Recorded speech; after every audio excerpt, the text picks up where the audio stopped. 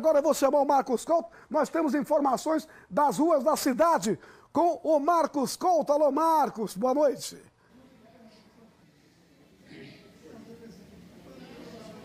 Boa noite, Douglas. Boa noite a todos. Um resultado positivo para a Polícia de Sergipe. Apreensões de armas. Isso dando conta ao trabalho da Polícia Civil e Polícia Militar. E tem um volume significativo. Mas quem vai trazer mais detalhes sobre esta informação é o delegado de polícia, coordenador das delegacias do interior, Jonatas Evangelista, que já está aqui conosco. Boa noite para o senhor. Que número é esse para termos uma ideia dessa ação conjunta Polícia Civil e Polícia Militar? Boa noite. Boa noite, Marcos. Boa noite, Jorge. Um número bastante positivo da Secretaria de Segurança Pública. A gente acaba divulgando que mais de 2.000 armas de fogo foram apreendidas de janeiro de 2017 a julho de 2018. Trabalho de bastante sucesso, de muito sucesso da Polícia Civil e da Polícia Militar aqui no nosso estado. Agora, isso reflete em quê em prol da sociedade? 2.000 armas retiradas das mãos de criminosos, 2.000 armas que não serão utilizadas por criminosos para cometimento de crimes violentos aqui no nosso estado. Agora, com relação a apoio, a atenção ao interior do estado, como é que está esse trabalho do senhor, já coordenando as delegacias do interior do estado? A gente vem fazendo um trabalho integrado com a Polícia Militar, Polícia Civil e Polícia Militar. A gente vem divulgando os trabalhos positivos no interior do estado. Estivemos hoje pela manhã no município de Estância, onde tivemos a satisfação de divulgar números da Polícia Civil e da Polícia Militar daquele município. Estivemos em semanas passadas em Tobias Barreto, estivemos em Lagarto, estivemos em Itabaiana, recebendo cobranças, óbvio, né? E elogiando os trabalhos bem feitos. A gente tem percebido que a população tem elogiado bastante o trabalho das polícias em todo o estado. Trabalhos e investigações conjuntas, Polícia Civil, Polícia Militar, em alguns lugares, inclusive com apoio da Força Nacional. E esse trabalho integrado tem rendido frutos de bastante sucesso. Sobre o estado de conservação das delegacias ou estruturas em trabalho, em condições de trabalho para os policiais, realizar um bom trabalho para a sociedade. Tem alguma delegacia que chame a atenção e que a Secretaria vai dar uma atenção maior, redobrada? A delegada-geral, doutora Catarina Feitosa, ela determinou há cerca de um mês que a coordenadora do interior fizesse um levantamento minucioso da estrutura física de todas as unidades policiais. A gente formatou um documento que será encaminhado a todos os delegados para que eles preencham, inclusive com fotografias anexadas, para que a gente tenha a real situação de todas as delegacias. Obviamente, fora isso, visitas presenciais a todas as unidades do interior do estado. Temos algumas com situações melhoradas já, né? Algumas delegacias construídas, outras reformadas e outras ainda com projetos em andamento. Posso citar algumas que o governo do estado já autorizou construção. Inclusive, a gente está aguardando processo licitatório e liberação de verba. São as delegacias regionais de Estância e Propriá. Essas duas cidades, infelizmente, ainda não contam com prédios próprios adequados para o atendimento ao cidadão e de desenvolvimento de trabalho adequado pelos policiais civis que lá trabalham, né, nessas unidades. E a gente trabalha em casas alugadas e com a liberação da verba, serão construídas delegacias nos moldes da Delegacia Regional de Itabaiana. Delegado Jonatas Evangelista, coordenador das delegacias do interior, muito obrigado pela sua entrevista. Retornamos ao estúdio. Muito obrigado, Marcos Couto. Tá aí, portanto, o doutor Jonatas Evangelista, que é coordenador das delegacias do interior. Falar em delegacias do interior, algumas delegacias estão naquela situação. Não é isso, Yunis? É verdade, Douglas. Precisa-se ter uma reforma, melhorar as condições de trabalho de todos os policiais, não só delegacias, mas também as unidades policiais militares, né, para que a gente possa ter... A de Glória, por exemplo. Precisa de uma grande reforma, Eu digamos estive assim, lá, vi uma situação, né, deplorável. Até porque os policiais precisam ter uma instalação digna para realizar suas atividades e prestar um serviço de melhor qualidade para a sociedade sergipana. Naturalmente. E agora, quanto essa integração das polícias, tem me surpreendido muito, essa integração DENARC e DHPP. uma coisa puxa a outra, tem rendido muita coisa e eles têm feito um serviço assim fabuloso. Por exemplo, ontem teve aquela operação em que 4 foram presos em Riachão do Dantas. E eu no início da operação pensando que eram coisas relacionadas à região Centro-Sul, mas não. Os 4 homicidas e traficantes do 17 de março aqui de Aracaju. Douglas, nós temos que ter a consciência e a necessidade de que as operações, tanto do Departamento de Homicídios como do DENARC, Departamento de Narcóticos, precisam ser realizadas em conjunto. Até porque a violência que é gerada em nosso estado, mais de 70%, elas estão ligadas à questão do tráfico de drogas. Então, quando você investiga o tráfico de drogas, né, você vai sempre chegar ao final de uma investigação a alguns homicidas. Então, é importante, estar de parabéns os 2 departamentos, à frente os delegados realizando essas atividades, até porque a sociedade precisa do resultado final. O resultado final é a prisão e a retirada dessas pessoas. Volto a dizer, com a retirada de homicidas de circulação, quem ganha com isso é a população, porque cai significativamente os índices de violência no nosso estado. Nós falamos nos 2 departamentos, esquecemos do DIPOL. Que é a inteligência, é a base de todo o trabalho da inteligência de ambos os departamentos, né? Sim. Tanto para o DENARC quanto para o DHPP, a importância das atividades que são realizadas pelo DIPOL, que é a parte de inteligência. Eu acho isso, sem dúvida, esse somatório só trará e só traz resultados positivos. Ainda bem, não é? Ainda bem. Daqui a pouco o senhor volta. O Sindicato dos Agentes de Segurança Socioeducativas procuraram o Cidade Alerta para denunciar as péssimas condições que vivem os internos. Detona essa matéria na tela, por favor. Detona na tela essa matéria. Daqui a pouco tem algum problema? Então vamos chamar... O Sindicato de Agentes de Segurança Socioeducativos do Estado de Sergipe, o SINDASE, vem mostrando irregularidades nas unidades do Senan e da USIP. De acordo com o sindicato, na USIP, que é a Unidade Socioeducativa de internação provisória, o prédio tem capacidade para receber 45 internos, mas no momento 68 infratores estão no local. Além disso, eles denunciam as condições do prédio, as comidas e outras coisas. Quem vai falar aqui com a gente está o presidente do sindicato, o Clichardson Hipólito. Clichardson, é uma situação bem complicada. Há quanto tempo os infratores estão nessa condição?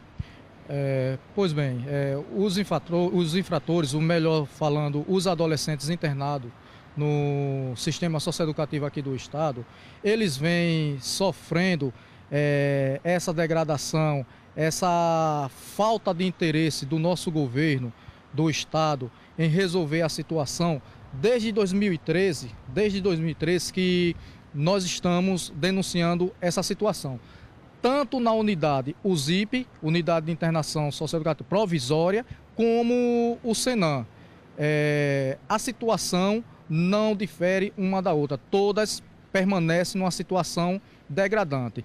Mas o interessante é que atualmente o governo do estado está preocupado somente em terceirizar o sistema socioeducativo e continuar a precarizar essa situação que vive os adolescentes internados no sistema socioeducativo do estado. Essa terceirização, atualmente, ela só vem trazendo prejuízo. Por conta disso, ontem, um adolescente foi a uma audiência no município de Malhador e com um terceirizado da instituição que não tem formação, capacitação nenhuma para realizar esse tipo de escolta ou condução, o interno acabou abrindo a porta da viatura e evadindo-se do local. E até hoje não foi recapturado. Então, o que é que acontece? As imagens cedidas por parte do sindicato são fruto da fiscalização constante da nossa entidade, que vem denunciando esses maus tratos, porque o Estado acha que tortura é somente aquela tortura física, mas não. Tortura é o que estão vivendo os adolescentes aí, nas unidades de medida socioeducativa. Isso é inaceitável. Nós precisamos da parceria dos órgãos fiscalizadores do nosso estado para juntos mudar essa realidade do nosso sistema socioeducativo aqui no estado de Sergipe. Clisthardson, esses adolescentes, eles passam por eles têm um projeto social nessas duas unidades, tanto na USIP como no Senam? Olha, veja bem, antigamente, melhor falando, ainda existiam uns projetos sociais nas unidades. Mas a partir dessa gestão, esses projetos, eles vêm desaparecendo no âmbito da instituição. Então, é inaceitável que o adolescente internado nessas unidades, ele passe 24 horas enclausurado num quarto, como foi mostrado, numa situação muito degradante. É inadmissível. Isso não se chama ressocialização. Isso se chama tortura. Tortura, vou repetir. Isso chama-se tortura. Tortura não é somente aquela tortura física, mas o que vive os adolescentes aí é sim uma tortura. O prédio ele precisa urgente de uma reforma. Sim, o prédio está totalmente degradado. Eles alegam que quem fazem isso são os próprios adolescentes.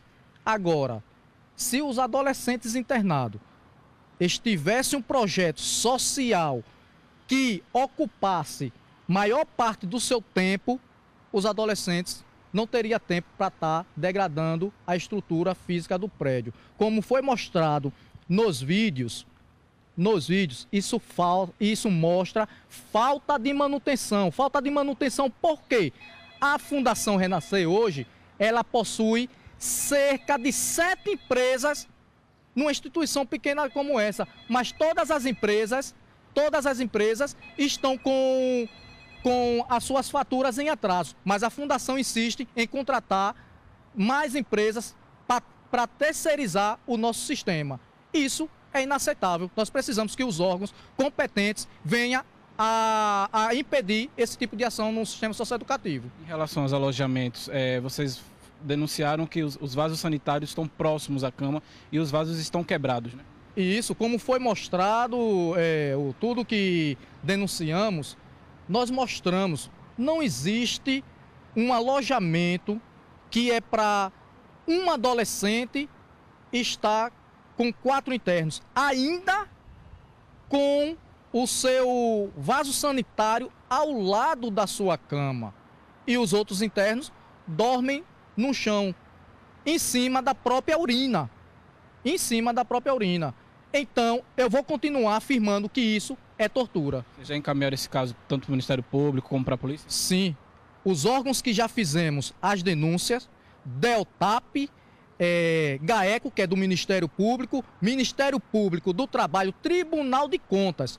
Mas, até o momento, nenhum desses órgãos se manifestaram acerca dessa denúncia. Tanto no quesito terceirização, tanto também no quesito estrutura e convívio que vive os adolescentes no sistema socioeducativo do nosso estado. Clisthardson, muito obrigado por suas informações. Voltamos ao estúdio. Obrigado, Bruno. Isso me lembrou muito as dependências da cadeia do bairro América deteriorada, que o governo teve de uma hora para outra acabar com aquilo, porque era uma desmoralização, ia de encontro a tudo, né, que se falasse assim, direitos humanos. Isso é um absurdo. Não tem ressocialização com isso, não. Tem, Onis? Não tem. Infelizmente, Douglas, a realidade. Se precisa se ter um local adequado para tentar, né, retornar aqueles jovens que cometeram delito para a sociedade, isso é importante. Até porque, senão nós iremos ter, após os 18 anos, após aqueles 3 anos máximos de cumprimento de pena, né, pessoas que irão cometer crimes mais bárbaros ainda, porque não houve nem a tentativa de ressocializar essas pessoas. Lógico, isso é um trabalho que tem que ser feito, já é a longo prazo, esse tipo de denúncia já vem surgindo há muito tempo. Mas também fica um recado, né, para aquelas pessoas, aqueles jovens infratores que possam estar pensando em fazer algo, melhor não pensar, porque as condições são piores do que as condições que sua mãe, seu pai procura lhe oferecer dentro de casa. Por mais pobre que seja. Por mais pobre que seja, seus pais estão lhe oferecendo o melhor que podem. Imagine ir para um local desse. Então, antes de cometer delito, pensem também, né, Douglas, para que não estejam nessa situação. Valorizem seus pais, valorizem sua família, procurem buscar uma forma de realizar alguma atividade, melhor do que nunca. Nesse momento, a melhor orientação é procure a educação. Vá para qualquer escola, procure o conhecimento para que você não seja marginalizado e não tenha como se recuperar nem mesmo, né, pelo Estado. O Estado não tenha condições para fazer essa sua recuperação. Então, é bom também servir de uma reflexão para todos.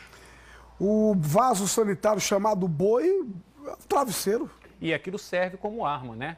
Quando quebra, aquilo é utilizado como arma. Sabemos também que grande parte desses equipamentos quebrados lá é realizado pelos próprios adolescentes. Os próprios internos destroem o patrimônio. Isso é uma realidade. Não podemos esconder. Muito obrigado, Coronel Yunis.